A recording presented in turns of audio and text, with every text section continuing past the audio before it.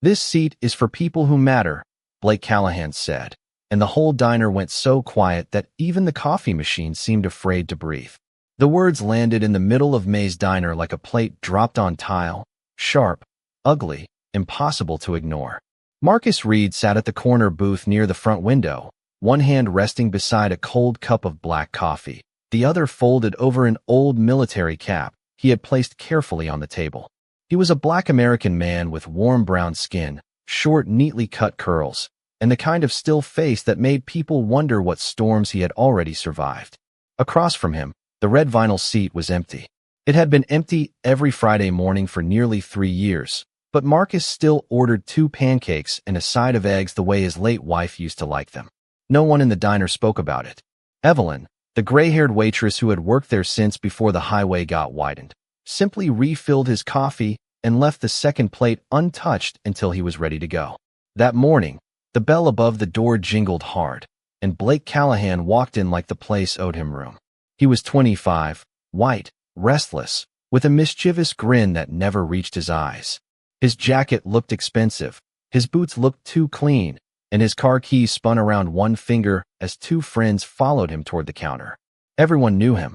In a town this small in Georgia, being the police chief's son was not just family background. It was a shadow over every conversation. Blake did not wear a badge, but people lowered their voices around him anyway. He scanned the diner, saw the crowded booths, then saw Marcus sitting alone with 2 plates in front of him. A smile slid across Blake's face. Not warm, not funny. The kind of smile that looked for an audience before it became cruel. He walked over slowly, letting his friends trail behind him, letting their laughter arrive before he did.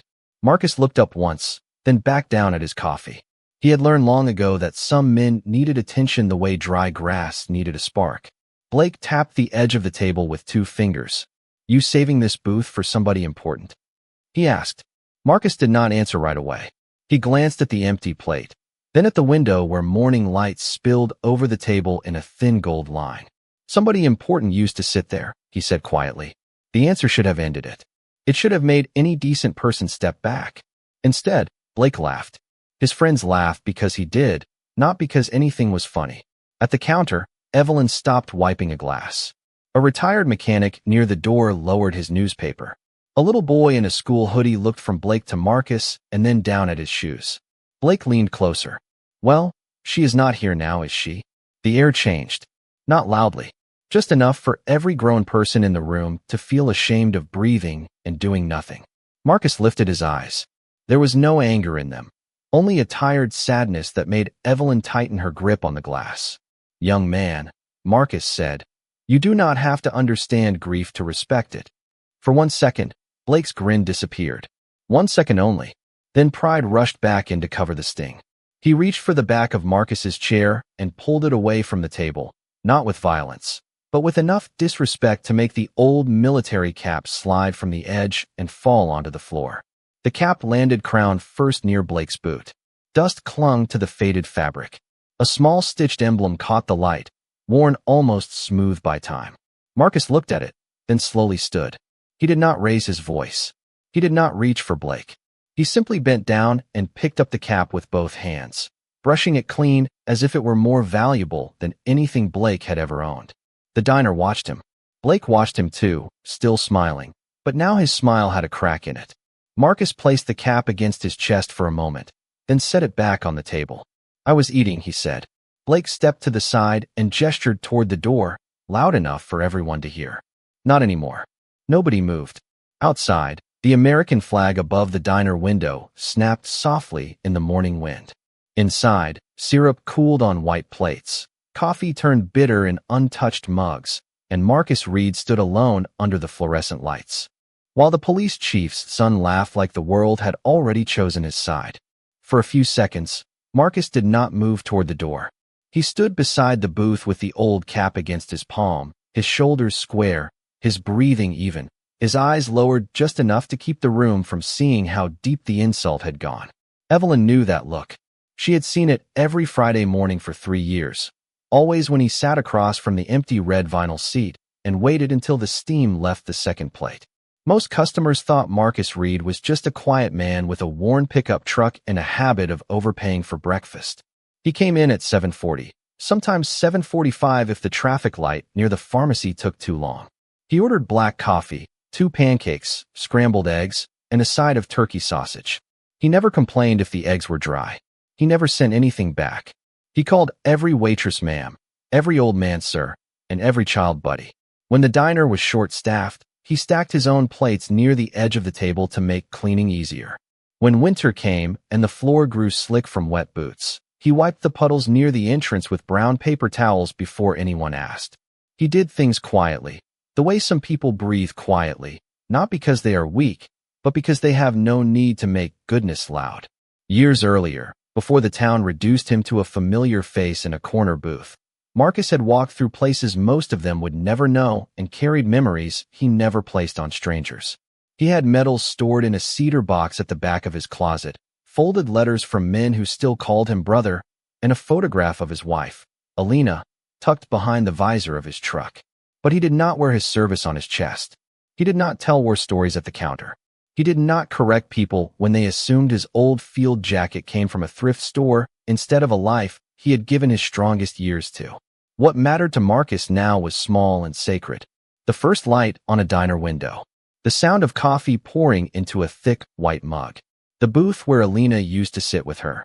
Elbows on the table, laughing at how he always cut pancakes into perfect squares. She had loved this place because nobody rushed them here. Even after the diagnosis, when her hands got thinner and the walk from the parking lot felt longer than it should have, she still asked for May's Diner on Friday mornings. After she passed, Marcus kept coming. At first, Evelyn thought grief would fade and he would stop ordering for 2. But he never did. He paid for both meals, left a $20 tip under the untouched plate, and walked out with the same slow dignity every week. That was why the room felt heavier now. Blake had not just taken a seat. He had stepped onto a memory and laughed because he did not know how to recognize holy ground. Evelyn set the glass down with a soft click. Her voice came out low but steady. "Blake, leave him be." Blake turned his head, amused. "You running this place now, Evelyn?" She swallowed, but she did not look away. "No, I am just asking you to act like your mother raised you better." A few people shifted in their seats. One of Blake's friends stopped smiling. The little boy in the hoodie glanced up again, hope flickering across his face like a match. Marcus noticed the child, noticed the fear, noticed the way everyone was waiting for anger to give them permission to call him dangerous. So he gave them nothing. No raised voice. No sharp movement. No curse. He reached into his wallet, pulled out enough cash for both plates and the tip, and laid it neatly beneath the coffee mug. Blake leaned back, satisfied, mistaking restraint for surrender. "Smart choice," he said. Marcus looked at him then, fully and calmly. "No," Marcus answered. "A kind one." The words were quiet, but they changed the air more than shouting could have. Blake's jaw tightened. Outside, a truck passed on Main Street, rattling the diner windows. Inside, Marcus lifted his cap, nodded once to Evelyn, and turned toward the door, leaving behind a cooling breakfast, a trembling silence, and a young man who had no idea that the person he had just humiliated was the reason some powerful men were still alive to salute anyone at all. Marcus had almost reached the door when Blake decided the room had not seen enough. That was the thing about men like Blake Callahan. Silence never satisfied them. Respect had to look like fear, and fear had to have witnesses. He stepped in front of Marcus, blocking the narrow path between the counter stools and the pie display, his grin loose, his eyes bright with the excitement of being watched. Behind the counter, Evelyn's hand hovered near the phone, but everyone in May's Diner knew who would answer if she called for help. Police Chief Daniel Callahan had his office 3 blocks down, in a brick building with a flagpole out front and his name painted in gold letters on the glass door. In Wilkesboro, Georgia, that name carried farther than any siren. Daniel Callahan had been chief for 18 years. He shook hands at church fundraisers, coached Little League for 1 season long enough to get his picture in the paper, and spoke every Memorial Day about honor, service, and sacrifice. People clapped because that was what people did. But behind those claps lived a smaller truth. His friends got warnings. His enemies got tickets. His son got forgiven. Blake had grown up under that protection the way some boys grew up under a roof, never wondering what it cost other people to keep him dry. At 25, he had no badge, no rank, No real job anyone could explain, but he walked through town like an unofficial law. He parked wherever he wanted. He spoke over older men. He flirted with trouble and expected the whole county to smile back. His father called it confidence. Evelyn called it spoiled rot, though never loud enough for the wrong ears. Marcus saw all of that now in the way Blake held himself, chest slightly forward, chin lifted, one hand still spinning those keys as if the metal sound alone could remind people who owned the street outside. "You are making this awkward," Blake said, loud enough for his friends and half the diner to hear. Marcus looked past him to the door, where sunlight pressed through the glass and touched the faded American flag decal near the handle. "I am trying to leave in peace," Marcus said. Blake laughed softly. "Peace? That is funny." He turned toward the counter. "Performing for the room now. Everybody hear that? He wants peace after taking up a whole booth like a king." Nobody laughed this time. Not even his friends, at least not right away. The older mechanic folded his newspaper and set it down. The little boy in the hoodie moved closer to his mother's side. A truck horn sounded faintly outside, then faded down Main Street. Marcus felt the old habit return, the one drilled into his bones by years of command and crisis. Read the room. Lower the temperature. Protect the innocent from the prideful. He could have said 100 things. He could have told Blake about deserts that turned cold after sundown, about radio silence before dawn, about men who had cried into his shoulder and then gone home to raise children because Marcus had carried more than his own fear.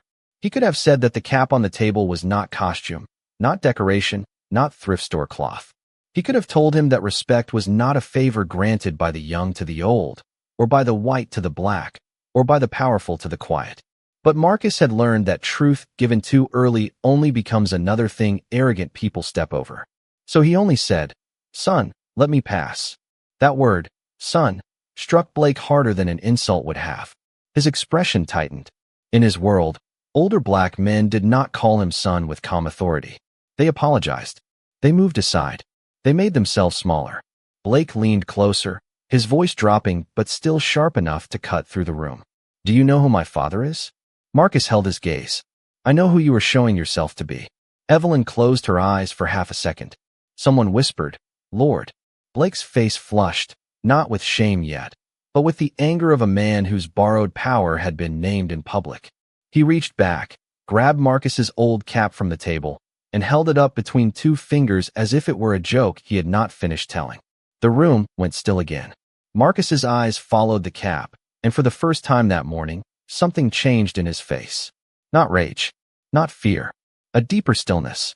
The kind that comes before a flag is folded, before a bugle plays, before a room understands it has crossed a line it cannot uncross. Blake waved the cap once toward the door. "Go on then," he said. "Take your little souvenir and clear out." Marcus did not reach for it. He only looked at Blake, then at the people watching, then at the child who was still learning from every adult in the room. His voice came out low and steady. "Be careful what you laugh at, young man. Sometimes it belongs to someone who paid for your freedom before you were born." Blake smirked, but his fingers stopped moving. Outside, far down the road, a deep engine sound began to rise, slow and heavy, not like local traffic, not like anything that belonged on that sleepy street. No one understood it yet. Marcus did, and he closed his eyes for one quiet second, as if the past had just arrived earlier than expected. The engine's sound rolled closer, low enough to tremble through the diner windows, but Blake was too busy enjoying himself to notice what it meant. He held Marcus's cap between two fingers, swinging it carelessly near his shoulder while his friends watched with nervous smiles that were beginning to lose their shape. Marcus kept his eyes on the cap, not because it was expensive, not because it had any shine left, but because every faded thread carried a piece of a life he had never sold for applause. Evelyn stepped out from behind the counter, her apron tied crooked from the morning rush, her face pale with anger. She was trying to keep respectful. "Blake, give him back his hat," she said. Blake turned to her with a lazy grin. "It is a cap, Evelyn. Relax." "It is his," she answered. "That should be enough." For a second, the room seemed to lean toward her courage. Then Blake's eyes slid past Marcus to the old man by the window, the retired mechanic who had folded his newspaper but had not stood. His name was Earl Holloway. He had repaired half the trucks in Wilkesboro and had a right hand that shook when he lifted his coffee. Most people knew he had served long ago, though Earl never talked about it unless another veteran asked first. Blake noticed the small pin on Earl's denim vest and laughed under his breath. What is this, a museum breakfast? Everybody in. Here's some kind of hero now. Earl looked down at his mug. The shake in his hand grew worse. His wife had died the previous winter, and since then he came to May's Diner because the radio played old country songs, and Evelyn always remembered to warm his biscuit. He did not deserve to be pulled into Blake's performance. Marcus saw Earl's shoulders sink, and something inside him made its decision. He stepped away from the door and moved back into the center aisle, slow, controlled, impossible to mistake for fear. Leave him out of this, Marcus said. Blake blinked, surprised that Marcus had not taken the chance to disappear. You giving orders now? No, Marcus said. I am asking you to remember where you are. Blake tilted his head. And where is that? Marcus looked around the diner, at the booths, the counter, the little boy watching from beside his mother, the flag decal bright in the door glass, the framed photographs of local teams and church picnics on the wall. A room full of people who know right from wrong, he said, even if some are scared to say it. That sentence did what anger could not. It made people lift their faces. The mother put a hand on her son's shoulder. Evelyn straightened. Earl Holloway slowly set his mug down. Blake's grin hardened, but his eyes moved from face to face and found fewer allies than he expected. Outside, the engine sound grew into more than one vehicle. Tires rolled over the gravel edge of the parking lot. A shadow passed across the front windows, long and dark, then another. Blake finally glanced toward the glass, irritated by the interruption, but not concerned. In his mind, every official vehicle in town belonged to his father's world, and his father's world had always been around him. Fine, he said, lifting the cap a little higher. Since everybody is suddenly so respectful, let us ask the old man what this thing is worth. He turned toward Earl, but Marcus stepped between them. Not fast, not threatening, just present, like a door closing gently but firmly. You do not get to measure another man's life for entertainment, Marcus said. Blake's nostrils flared. You really think you are somebody, do you not? Marcus took a breath. The diner smelled of coffee, butter, warm syrup, and the faint metallic dust of morning rain drying on coats. He thought of Alina sitting in the empty booth, her smile soft but stubborn, always telling him that humility was not the same as hiding. He thought of men who had trusted his voice in darkness. He thought of the child watching now, learning whether dignity could stand without shouting.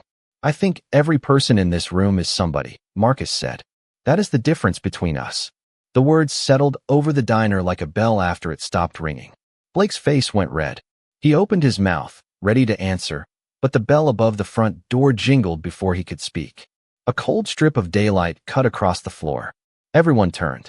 Two uniformed officers stepped inside first, not local police, not county deputies, but military officers in dress uniforms sharp enough to silence breath. Behind them, still outside the door, stood the tall outline of another man, older, broad-shouldered, covered in the weight of command. Marcus saw him through the glass and lowered his eyes for one brief second. Blake still held the cap. He still did not understand. But the room had already begun to. The room had already begun to understand that something larger than Blake Callahan's pride had entered May's Diner, even before the older man outside stepped fully into view.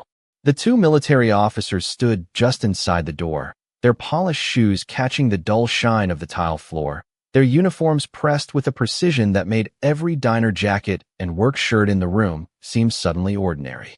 One officer was a woman with silver bars on her shoulders and eyes that moved quickly, taking in the cap in Blake's hand, Marcus standing still in the aisle, Evelyn frozen near the counter, and the old man by the window with his trembling coffee. The second officer, taller and younger, held a black leather folder against his side.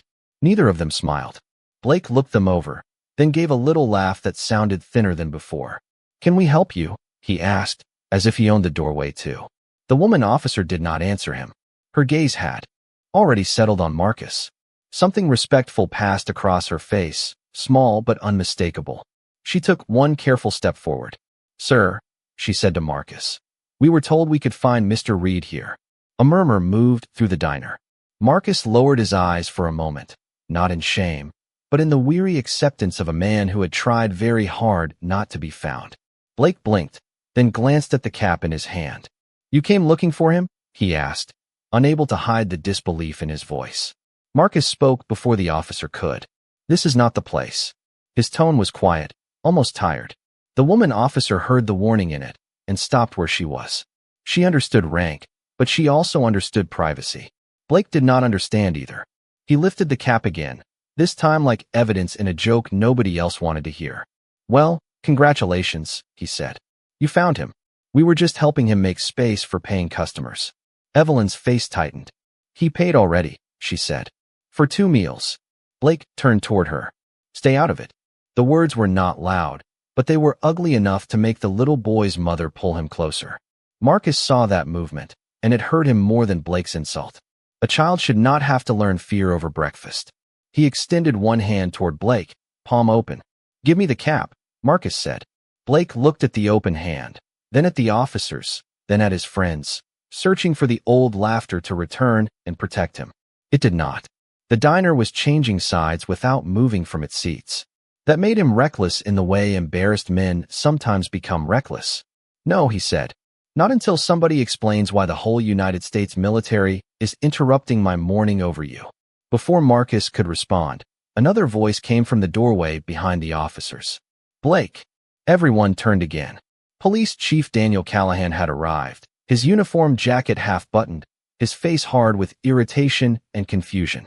He must have seen the government vehicles from his office window or heard the first nervous call from someone outside. He stepped into the diner with the confidence of a man used to settling problems by deciding who looked guilty first. His eyes went to his son, then to Marcus, then to the cap. "What is going on here?" Blake's relief was immediate. He straightened like a boy who had found shelter. "Dad, this guy caused a scene over a booth. I handled it." Evelyn made a sound under her breath. Earl Holloway stared into his coffee. Marcus did not correct the lie. He had seen enough powerful fathers protect weak sons from truth, and enough weak sons mistake protection for character. Chief Callahan turned to Marcus, his expression cooling in a familiar way. "Mr. Reed, is it?" Marcus nodded once. "Chief, maybe you should step outside until we sort this out." The sentence settled over the diner like another insult dressed as order. The woman officer's jaw tightened, but she said nothing. Marcus looked at the chief, then at Blake, then at the cap still hanging from Blake's fingers. "I came here for breakfast," Marcus said. "I was leaving peacefully." Chief Callahan looked uncomfortable for half a second, not because he believed Marcus, but because the military officers were listening. "Then keep it peaceful," he said. Marcus nodded slowly, accepting the unfairness not because it was right, but because someone in the room still needed to see a black man. Outside the diner, the morning felt too bright for what had just happened. Sunlight struck the chrome edges of the parked cars, flashed across the glass front of May's diner, and turned the gravel near the curb white with glare. Marcus stood on the sidewalk with his hands resting at his sides, empty of everything except the weight of choosing peace again. Behind the glass, Blake still held the old cap, but the laughter had drained from his face. Chief Callahan stood near the counter, stiff and uncertain, no longer looking like a man in charge of a small town. The 2 military officers remained by the door, silent as church bells before a funeral. General Robert Hayes did not move right away. He stood beside the black government vehicle with one glove in his hand, his eyes fixed on Marcus as if the rest of the street had faded. He was older now, broader through the shoulders, with gray at his temples and a face carved by years of command. For stars shone on his uniform, catching the light each time he breathed. But he did not look proud in that moment. He looked humbled. Marcus looked back at him through the glass reflection on the diner window. For a second, the years folded into each other. The smell of coffee became the smell of rain on canvas. The hum of Main Street became the low throb of aircraft far away. The white morning glare became a colder light from another place, another life, another hour when men had waited for his voice because panic would have cost them everything. Marcus closed his fingers once, slowly, then opened them again. He had not wanted this. He had built his quiet life carefully, one small routine at a time. Friday breakfast. 2 plates. Black coffee. Alina's empty seat. A $20 tip folded beneath the mug. He had never hidden because he was ashamed. He had simply learned that some sacrifices were too sacred to spend on proving a point to strangers. Inside the diner, Evelyn stepped toward the window. Her eyes were wet, though she did not wipe them. Earl Holloway rose halfway from his booth, then sat back down, his hand trembling around the edge of the table. The little boy in the hoodie pressed close to the glass beside his mother, watching Marcus as if he had just become a question the whole room needed to answer. Blake noticed the child watching and looked away first. That small movement told more truth than any confession. Chief Callahan cleared his throat, trying to pull authority back over himself like a coat that no longer fit. "General Hayes," he said, forcing a formal tone, "I am Chief Daniel Callahan. If there has been some confusion, I can handle this locally." General Hayes turned his head just enough to acknowledge the voice, but not enough to give it importance. "Chief," he said, calm and flat. Nothing more. The word landed with no warmth, no anger, just distance. Then his eyes returned to Marcus. A soft wind moved down Main Street, lifting the edge of the American flag above the diner door. The fabric snapped once, then settled. Marcus looked up at it, and the sadness in his face deepened, not because the flag had failed him, but because people kept using its meaning without carrying its burden. Blake shifted near the counter. The cap dangled lower in his hand now, no longer a joke, no longer a prop. The woman officer looked at it, then looked at him, and the disappointment in her silence made him straighten without knowing why. General Hayes stepped toward the diner entrance. One step, then another. His polished shoes touched the concrete with measured weight. Marcus did not step back. He only lowered his chin slightly, as if bracing for the past to speak his name in public. The doorbell jingled again when the general entered. No one breathed. The coffee machine clicked off. The wall clock above the pie case ticked once, loud as a judge's gavel. General Hayes stopped in the center of the diner, directly between Marcus outside and Blake inside. He looked at the cap in Blake's hand, then at Chief Callahan, then through the glass at Marcus Reed. His face changed. The command left it. The gratitude remained. And in that suspended silence, before anyone understood what was coming, the most powerful man in the room slowly brought his heels together. General Hayes brought his right hand slowly to the brim of his service cap, and the diner forgot how to breathe. The salute was not rushed. It was not ceremonial for the cameras. It was steady, exact, and full of a respect so deep it seemed to change the temperature of the room. Through the front glass, Marcus Reed stood on the sidewalk in the white morning light, his hands still empty, his old shoulders held with the quiet weight of someone who had spent years avoiding moments like this. For a heartbeat, he did not return the salute. He only looked at General Hayes with a sorrowful patience, as if asking him not to open a door that had been closed for a reason. But General Hayes did not lower his hand. The 4 stars on his uniform caught the light. The room saw them. Blake saw them. Chief Callahan saw them. And still the general held that salute for the black man his son had just pushed out of a booth and mocked over breakfast. Evelyn pressed one hand against the counter.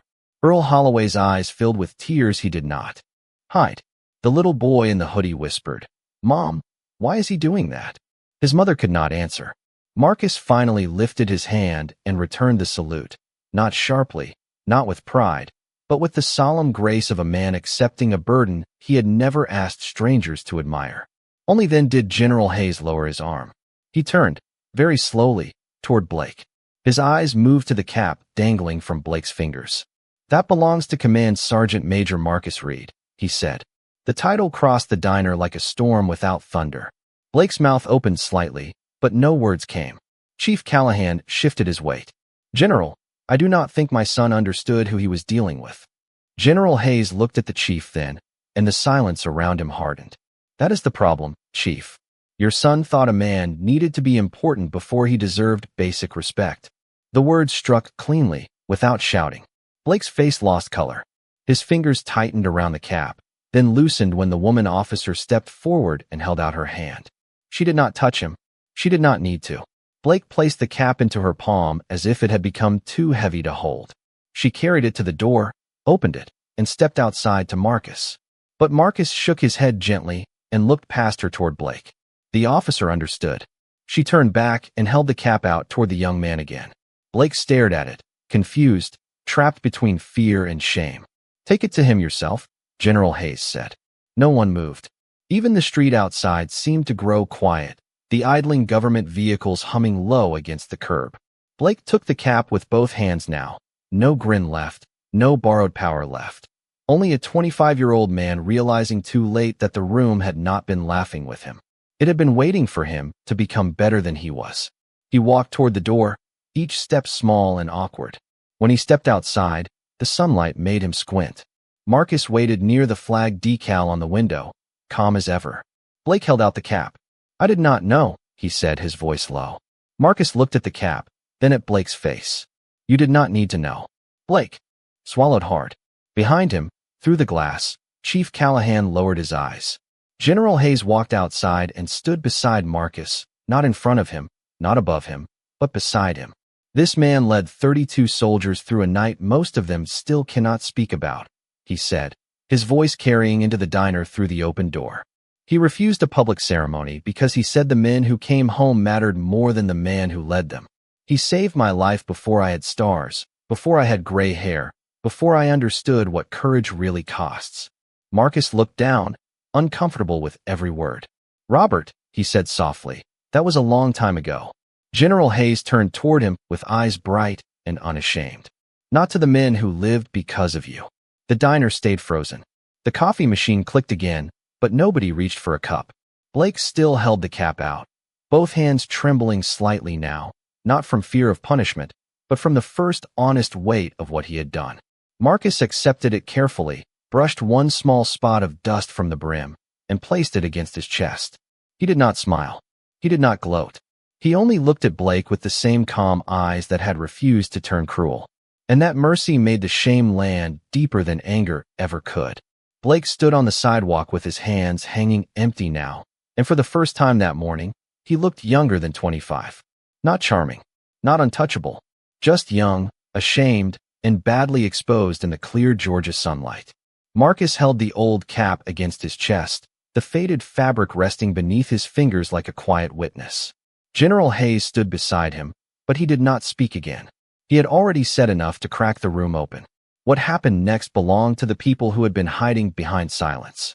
Inside May's diner, Chief Daniel Callahan stepped toward the door, then stopped. His reflection appeared in the glass beside his son's, two men with the same jaw, the same last name, and suddenly two very different kinds of fear. For years, the chief had believed his reputation could cover whatever Blake broke. A warning here, a favor there, a quiet word to the right person. He had called it protecting his family. Now, seeing Marcus Reed standing outside with 4 stars beside him and grace still in his eyes, Daniel understood that he had not protected Blake from the world. He had protected him from becoming a man. The bell above the door gave a small, tired ring as Chief Callahan stepped outside. He removed his hat, not because protocol required it, but because something heavier than protocol had entered the morning. "Mr. Reed," he said, and his voice was lower than anyone in the diner had ever heard it. "I owe you an apology." Marcus looked at him, calm but unreadable. Blake stared at the pavement. "Not just for today," the chief continued. "For what I allowed. For what I excused. For teaching my son that my position was something he could stand behind instead of something he should respect." The words did not come easily. They sounded like stones being pulled from deep ground. Blake's shoulders tightened. His father turned to him. "Look at him when you apologize."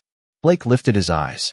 They were red now, not with tears exactly, but with the sting of being seen without costume. He looked at Marcus, then at the cap, then at the diner window where Evelyn, Earl, and the little boy were watching. His mouth opened once before sound came out. "I am sorry," he said.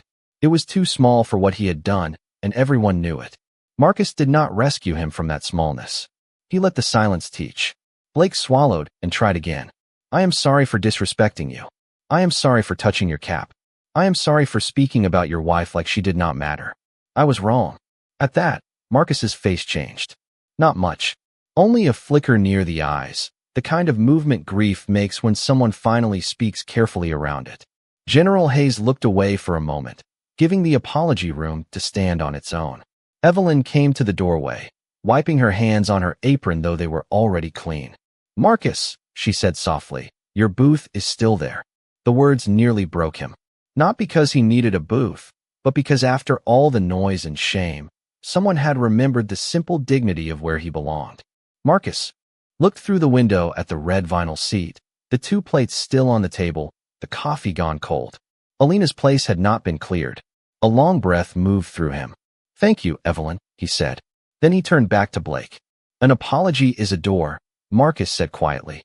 "It is not the whole road." Blake nodded, listening now because he had no pride left loud enough to interrupt. If you want to be forgiven by the people you humiliated, you start by becoming safe for them to tell you the truth.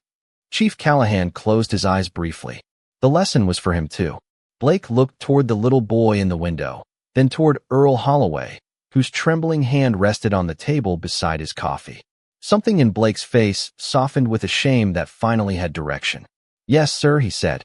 Marcus did not answer with a sermon. He placed the cap gently on his head, adjusted the brim, and stepped back toward the diner door. General Hayes moved aside for him, a gesture so small and so profound that everyone noticed. The most decorated man on the street made space for Marcus Reed the way the whole town should have made space for him from the beginning. Inside, no one clapped. It would have been wrong somehow. Too loud. Too easy. Instead, people lowered their eyes, shifted in their seats, and allowed the truth to settle without decoration. Marcus returned to his booth and sat down slowly. Evelyn took away the cold coffee and poured a fresh cup, her hand steady this time. She did not touch the second plate. Blake followed with his father, stopping beside Earl's table. His voice was quiet enough that only those nearby heard it. "Sir, I am sorry for what I said."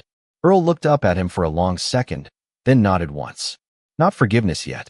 Maybe the beginning of it. Outside, the government vehicles idled softly along Main Street. Inside, Marcus wrapped both hands around the warm mug and looked across at the empty seat where Alina used to smile. For the first time that morning, the silence did not feel like humiliation.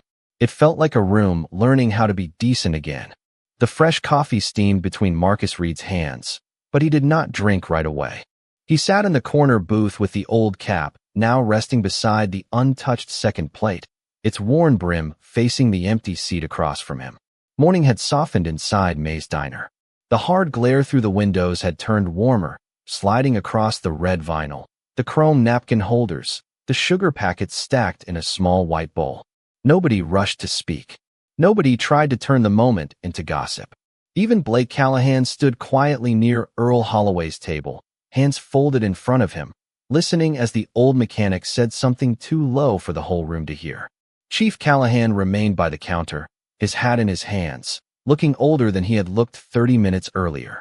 The badge on his chest still shone, but it no longer seemed to answer for him. General Hayes approached Marcus's booth with slow respect. The two officers stayed near the door, giving him space. Marcus looked up as the general stopped beside the table. For a moment, neither man spoke. Their eyes carried a language the diner could not translate, made of years, names, places, and memories too heavy for a Friday morning breakfast crowd. Finally, General Hayes lowered his voice. "I came to ask you one more time," he said. "The dedication is today. The families will be there. The men want you there." Marcus looked at the cap, then at Alina's empty seat. "I told you years ago, Robert. I do not need a stage." "No," the general said gently. "But some people need to see who made it possible for them to stand on one." Marcus breathed out slowly. The coffee steam touched his face and disappeared. Across the diner, the little boy in the hoodie watched him with wide, serious eyes. Evelyn stood still behind the counter, a towel folded in her hands. Earl Holloway had stopped talking to Blake and was listening now too. Marcus understood then that hiding from praise was not always humility. Sometimes, it denied others the chance to honor truth. He reached for his wallet, pulled out the same folded $20 tip, and slid it beneath the edge of the untouched plate. Evelyn saw it and shook her head faintly, but she did not stop him. That was part of their ritual. Some kindnesses survived because nobody tried to improve them. Marcus stood slowly. The room rose with him, not all at once, not dramatically, but in small human movements. Earl put both hands on the table and pushed himself up. The mother stood with her son. Evelyn stepped out from behind the counter. Even Blake straightened, his face quiet and changed by the effort of not making himself the center of the room. Marcus picked up his cap and held it for a second over his heart before placing it on his head. He looked at the second plate one last time. "She would have liked that you came all this way," he said to General Hayes. The general's expression softened. "She always said you were stubborn." A small breath of laughter moved through Marcus, barely there, but real. It was the first sound from him that morning not shaped by restraint. He turned toward Evelyn. "Save the booth for next Friday?" Evelyn's eyes filled again. "Always." Marcus nodded. Then he walked toward the door. As he passed Blake, the young man lowered his eyes, then lifted them with effort. "Mr. Reed," he said, "I will do better." Marcus paused. He studied Blake's face, not searching for perfection, only for the beginning of honesty. "Then start today," he said, "and do not let your apology be the best thing about you." Blake nodded, and this time he did not answer quickly. Chief Callahan looked at his son, and something like grief crossed his face, not for what had been exposed, but for how long it had taken. Outside, the government vehicles waited along Main Street, black against the sunlit storefronts. The flag above the diner door moved in a light wind, its fabric lifting and settling as Marcus stepped onto the sidewalk beside General Hayes. The general did not lead him. He walked beside him. That was what everyone noticed. 4 stars, polished shoes, official cars, and still the most powerful gesture was space given to a quiet black man who had asked for nothing but respect. Inside the diner, no one clapped when the vehicles pulled away. The sound would have been too small for what had happened. Instead, Evelyn cleared the cold plate with both hands, careful as prayer. Earl returned to his coffee. The little boy pressed his palm to the window as the cars disappeared down Main Street. Blake watched until they were gone, then bent down and picked up a paper napkin that had fallen near Marcus's booth. It was a tiny thing, almost nothing, but his father saw it. Evelyn saw it. The room saw it. Morning settled back over May's diner, quieter than before, cleaner somehow, as if the truth had passed through and left the air easier to breathe. At the corner booth, the empty seat remained in the sunlight, and beside it, for one brief moment, the steam from Marcus's fresh coffee still rose like a silent salute.